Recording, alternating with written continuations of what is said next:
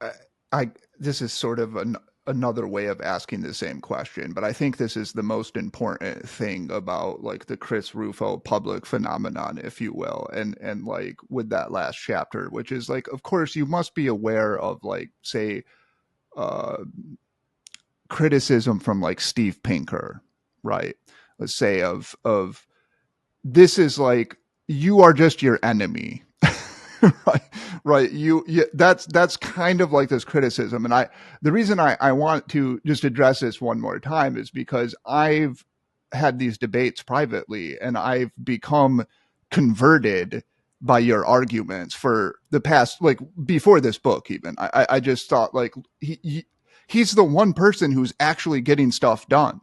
Steve Pinker's writing op-eds and they're completely innocuous. Meanwhile, Rufo's actually accomplishing something in the world. And it was, Right. yeah, but do you see a tension though at all, maybe between activism and complete intellectual honesty? Are there things where like Machiavelli basically said, look, like if you're doing politics, that's politics. That's this rough and tumble world. And if you have to lie or you have to be simplistic, then you have to. Do you ever feel that tension? Because you're clearly a smart, scholarly person, but you're also a very successful activist. So do you feel that tension? Of course. I mean, yes. And one of the things that I've tried to do is be very honest and very open and very forthcoming about my methods in activism. Mm-hmm. And because I think that it's important. And I think that my colleagues and friends and allies on the right can benefit from a bit more sophisticated activism. And I mean, and anyone that is honest with you, that has had success in the public square, whether it's in electoral politics or activism or policy advocacy, if they're truly honest, they would say that, of course, it's a different mode of communication, and it requires different skills and different attributes and different emphasis. And so when I write a book or a long policy paper, that's one mode of communication, one mode Right. of rhetoric, one mode of presentation. And when I'm on Fox News or I'm on giving a speech with an elected official, or I'm firing off some very hot tweets to try to get some things moving, Right. you design your rhetoric to accomplish that goal. And one of the things Yes. I read this past year that just was amazing to me. These letters still survive. There's letters to Cicero from his brother. And when Cicero is trying to become consul, trying to be the leader of the Republican Rome, his brother is giving him some advice on how to run his campaign. What is not a ballot campaign with universal suffrage, but essentially run a campaign. And the advice and Cicero is like, he was a hero of the founders. He's the paragon of Republican virtue. He's the philosopher par excellence of the Roman period. But his brother says in these letters, you need to flatter the people that you need to flatter. You need to make contacts with the largest business owners and landowners that wield economic power.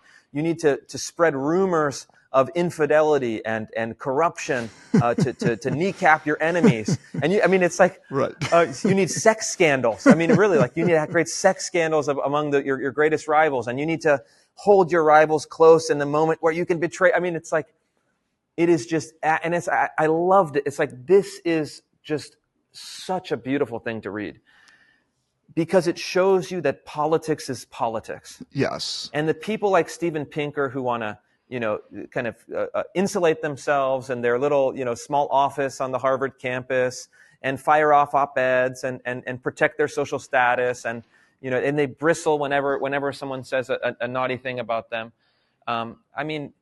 He's not doing politics, and so I don't know really what he's doing, but what he's doing is not politics in any sense of the word. And these guys pretend to have a kind of superiority to politics. They pretend that they're above politics. And yet, merely by engaging in the criticism of me, for example, he's dipping his toe into politics and showing that part of him wants to be in politics. But I think ultimately, someone like Steven Pinker is not strong enough, not courageous enough, and that type of person would get absolutely eaten alive if he were to step into the political arena. And so I let these guys kind of snipe from the sidelines, and look, I'm doing, in a sense, I'm doing the difficult work, and it comes with a lot of criticism, and that's just part of it.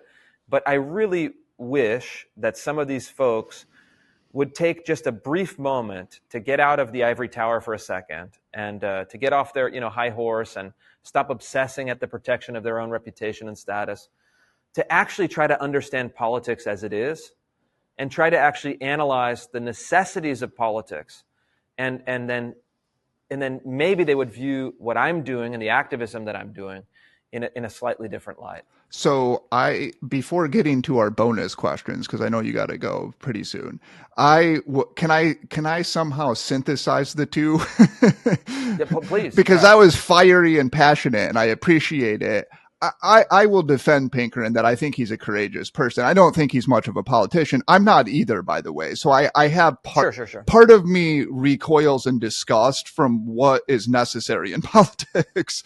And so like, I wonder if like maybe the synthesis, if you will, would be, sometimes people are going to snipe, and that's maybe good because it also encourages politics to be a little bit less dirty. I mean, because it's always going to be a dirty game. I do understand that. So like maybe there's a happy medium somewhere there, but I do appreciate. Yeah, but I think the problem with the Pinker sniping types is that they punch to the right. In order not to improve the right or to correct the right or to advance a better policy, they punch to the right to protect themselves. I think that's fair. I see it as totally self-interested. Yeah. And that's why I have just no respect for that kind of position. So I think that's fair, is that there's this kind of almost gratuitous criticism always of people on the right to say, hey, no, I'm one of the good guys. Make sure you know that. Yes, that's right. I think that's plausible.